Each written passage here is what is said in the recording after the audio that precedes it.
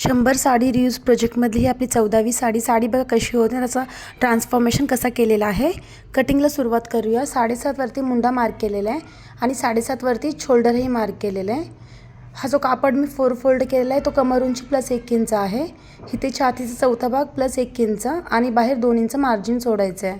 खाली कमरेचा चौथा भाग प्लस 1 इंच आणि 2 इंच मार्जिन सोडायचे आहे.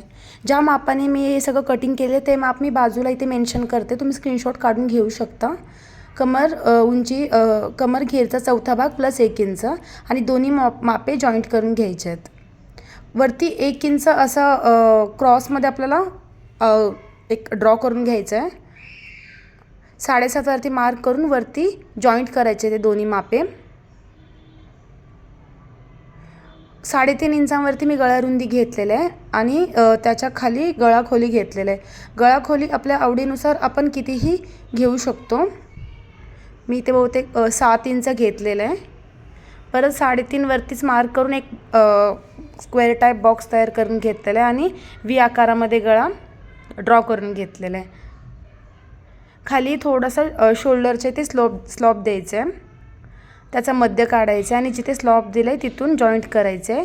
1 इंचांवरती 1.5 इंचांवरती बाहेरचा मुंडा, 1 इंचांवरती आतला मुंडा, असे दोन्ही मुंडा जो आहे तो ड्रॉ करून घ्यायचा आहे आणि कटिंग करून घ्यायचा आहे.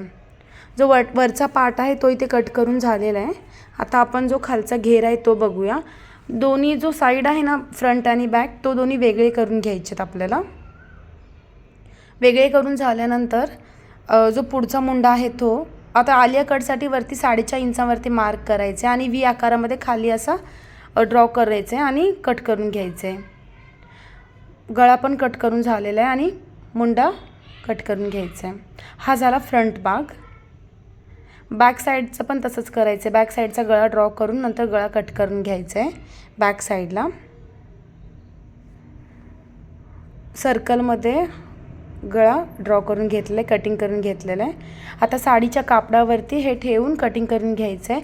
जो वरचा येल्लो कलरचा जो लाईट येल्लो कलरचा जो पार्ट आहे त्यावरती मेन पार्ट कट करून घेतलेला आहे.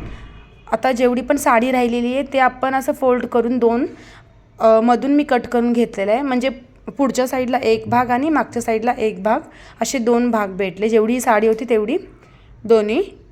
नंतर आता साडी फोल्ड करून खालून मी फुल लेंथ असं मार्क केलेलं आहे.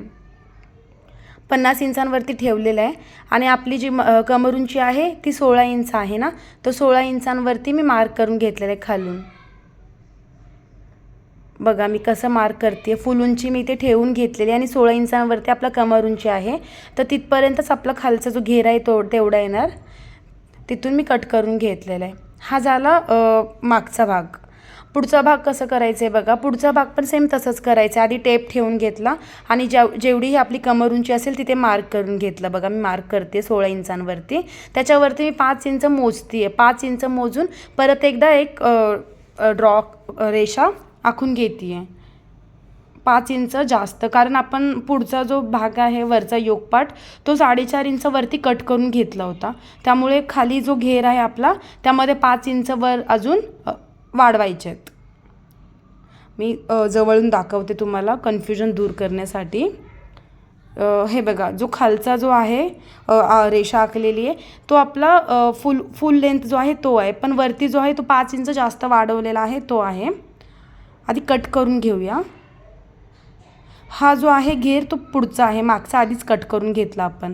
आता ओपन करून खाली 5 इंचांवरती एक रेषा आखून घ्यायची आणि व्ही आकारामध्ये ते कट करून घ्यायचं आहे. साईडच्या कॉर्नरने खाली 5 इंचांवरती एक मार्क करायचे आणि व्ही आकार बघा, व्ही आकार कसा दिसतोय.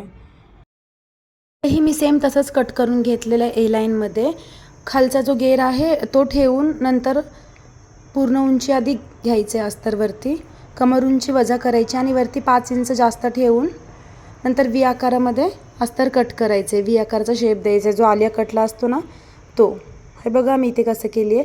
बॅक साईडचा अस्तर मी कट करून घेतला, फ्रंट साईडचं मी दाखवते आहे. व्ही आकार मी असा ठेवून कट करते आहे. तुम्ही अस्तरचाही घेर वाढवू शकता. मी अस्तरचा घेर कमीच ठेवलेला आहे. कटिंगमध्ये काही डाऊट असेल तर विचारा. पुढच्या व्हिडिओमध्ये स्टिचिंग बघूया.